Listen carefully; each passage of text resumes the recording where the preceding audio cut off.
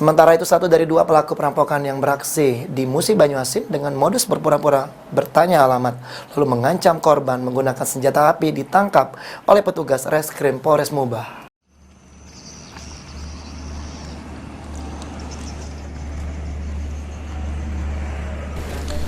Berawal dari laporan korban yang merasa kehilangan motor karena dirampas oleh dua pelaku di sekitar jembatan Desa Bandar Jaya pada malam hari, polisi melakukan penyelidikan dan berhasil menangkap tersangka berinisial RI warga Kabupaten Wargapali di persembunyiannya tanpa perlawanan. Di Bandar Jaya. Kronologisnya kayak apa? Ini Modusnya? pura-pura nanyo mana dusun Keluang. Oh, itu nyetop Iya, uang nyetop. atau mana? Nyetop.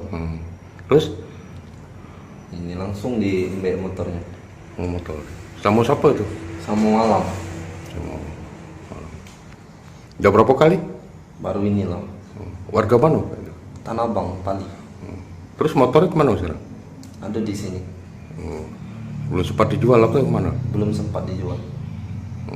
Itu rencana tuh apa kalau dijual? Macam lah.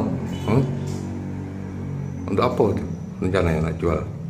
Banyak lah ke gunungnya. Tadi nyesel tak dengan ini? Nyesel. Selain menangkap RI, polisi juga mengamankan barang bukti berupa 1 unit motor milik korban dan motor metik milik pelaku. Akibat dari perbuatannya, kini pelaku akan dikenakan pasal 365 KUHP dengan ancaman 9 tahun penjara. Ruzi Iskandar, PAL TV.